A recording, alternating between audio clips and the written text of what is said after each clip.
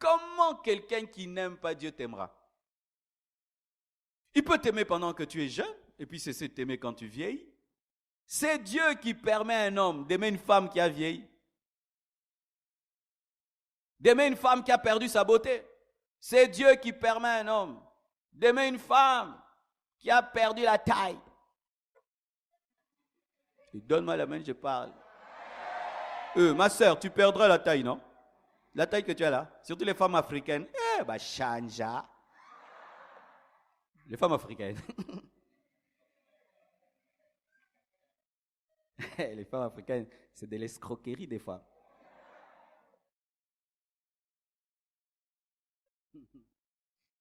C'est seulement, ma soeur, un homme qui aime Dieu, qui t'aimera malgré que tu as perdu la taille, que tu as perdu ta beauté.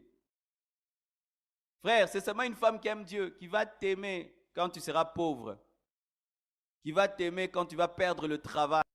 Il faut épouser quelqu'un qui aime Dieu. Pas seulement quelqu'un qui t'aime. Mon frère, ma soeur, tu es fiancé à quelqu'un, il t'aime, mais il n'aime pas Dieu. Laisse tomber, il ne t'aimera pas toujours.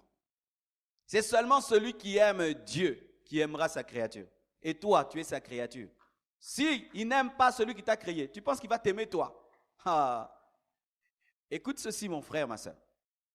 Un conjoint qui aime Dieu l'aimera partout parce que Dieu est partout, mais toi, tu n'es pas partout. Ainsi, il peut se retrouver très loin de toi et il aime Dieu et Dieu l'amène à t'aimer loin de toi. Il voyage pendant 10 ans, il te reste fidèle parce qu'il aime Dieu. Mais s'il n'aime pas Dieu, il va te tromper. Vérifiez bien la spiritualité des gens que vous voulez épouser. Ne négligez pas cela. Quand quelqu'un veut t'épouser, tu sens qu'il t'aime, mais si tu dis allons à l'église, il ne veut pas. Prions, il ne veut pas. Lui, il veut quand vous êtes ensemble seulement l'amour, l'amour, l'amour, nous deux. Adorons un peu Jésus. Abonnez-moi à adoration, adoration. Allons à l'église. Allons au grand jeûne, écouter la parole sur le mariage. Il ne veut pas. Ton fiancé n'est pas venu. Tu lui as dit de venir, non? Tu as dit à ta fiancée de venir. Elle a refusé. C'est un signe, Boyaï. Mais oui. Oui. Comment ta fiancée n'aime pas écouter? Est-ce qu'on vous tue ici? J'ai tué quelqu'un? Pourquoi il ne peut pas venir ici? Mais dans les fêtes, il peut venir. Alléluia. Il peut aller dans les restaurants, pas de problème. Mais à l'église, il ne veut pas. Certains même, on vous a déposé là par vos fiancés. Et puis il est parti, il va revenir te prendre. Tu vas épouser un tel homme. Tu vas épouser une telle femme qui ne supporte pas la prière, qui ne supporte pas l'adoration, qui ne supporte pas la présence de Dieu. Tu vas épouser une telle personne qui n'aime pas Dieu. Comment quelqu'un qui n'aime pas Dieu t'aimera? Il peut t'aimer pendant que tu es jeune, et puis cesser de t'aimer quand tu vieillis. C'est Dieu qui permet à un homme d'aimer une femme qui a vieilli, d'aimer une femme qui a perdu sa beauté. C'est Dieu qui permet à un homme d'aimer une femme qui a perdu la taille. Et donne-moi la main, je parle. Ma soeur, tu perdras la taille, non? La taille que tu as là, surtout les femmes africaines. Chanja. Les femmes africaines.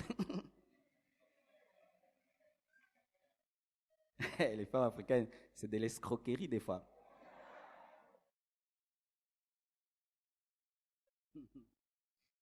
C'est seulement, ma soeur, un homme qui aime Dieu, qui t'aimera malgré que tu as perdu la taille, que tu as perdu ta beauté.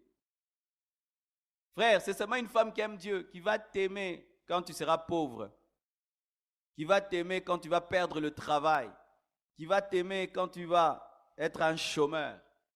C'est seulement une femme qui aime Dieu, qui va te respecter malgré que tu ne donnes rien, qui va te respecter malgré qu'on t'a chassé du boulot, qui va t'honorer, te traiter comme un seigneur, malgré qu'il y a eu pillage.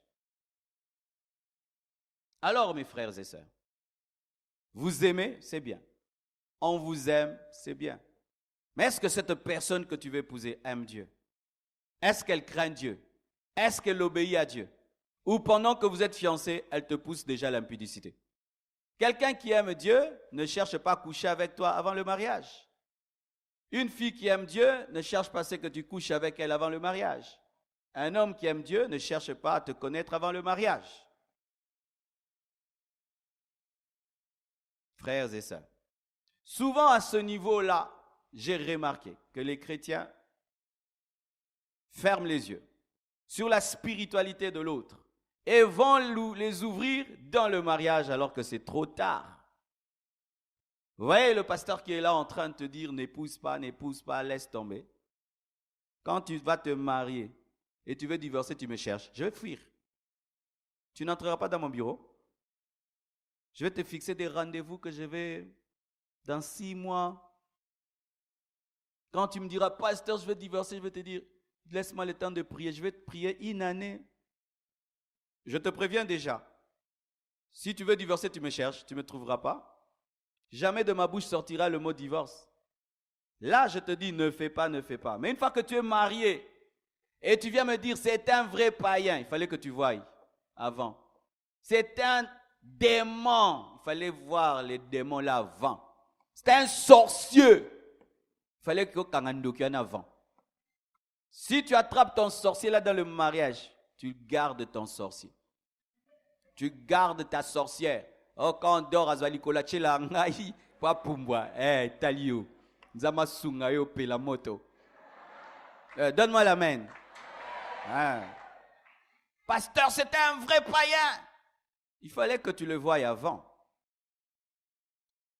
C'est pourquoi, mes frères, arrêtez ces choses. Vous venez à l'église au grand jeûne et par coïncidence, tu es à côté d'une sœur. Et puis du coup, tu dis que Dieu m'a exaucé. J'avais dit, quand j'irai au grand jeûne, que la femme qui s'assiera à côté de moi soit la femme de ma vie. Et si c'est une sirène? Si c'est un sorcier? Vous pensez que tous ceux qui sont ici sont des chrétiens? Oh, si c'était tous des chrétiens, il n'y aurait pas de vol de téléphone? Il n'y aurait pas de téléphones qui disparaissent, des bibles, des sacs d'autrui. Il y a des païens ici, des païens. Peut-être celui qui est à côté de toi, c'est un païen. Païen des païens. Païen. Mais il aime bien le pasteur Marcelo. C'est tout. Rassurez-vous que la personne que vous voulez épouser aime Dieu. Épousez des amoureux de Dieu. Amen. Hein? Épousez des amoureux de Dieu. Un amoureux de Dieu ne te fera jamais du mal. Il ne te fera jamais du mal. Il ne peut pas te faire du mal. Parce que s'il te fait du mal, le cœur de Dieu est touché. Automatiquement, il doit arrêter de te faire du mal. Et je vous assure, entre un homme riche et un amoureux de Dieu, si je suis une femme, j'épouse un amoureux de Dieu. Entre une femme très intelligente, d'une très très bonne famille, païenne, et une fille de pauvre qui aime Dieu. J'épouse la fille de pauvre qui aime Dieu. Elle me respectera. Alors lorsque vous avez des mariages d'intérêt, vous épouserez des païens. Des hommes qui haïssent Dieu, mais qui t'aiment beaucoup. Aussi, si tu vois que ton fiancé t'aime plus que Dieu, ne l'épouse pas. Il doit aimer Dieu plus que toi. Pourquoi? S'il aime Dieu plus que toi, quand tu veux le faire tomber, il va te dire non.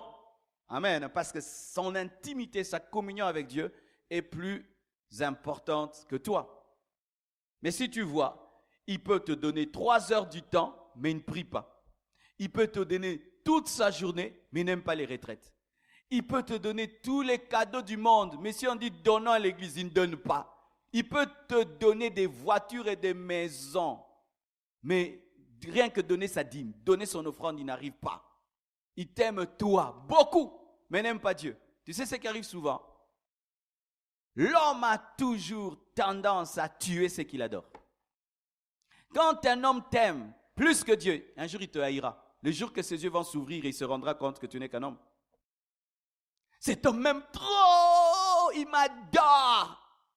N'épouse pas un homme qui t'adore. Épouse un homme qui t'aime beaucoup mais qui adore Dieu. Alléluia. Parce que s'il t'adore, un jour, Dieu va lui ouvrir les yeux que tu n'es qu'une créature. Il va dire, mais toi, tu n'es même pas grave. Tu n'es même pas terrible. Tu n'es même pas terrible. Adoration Katani. Amen.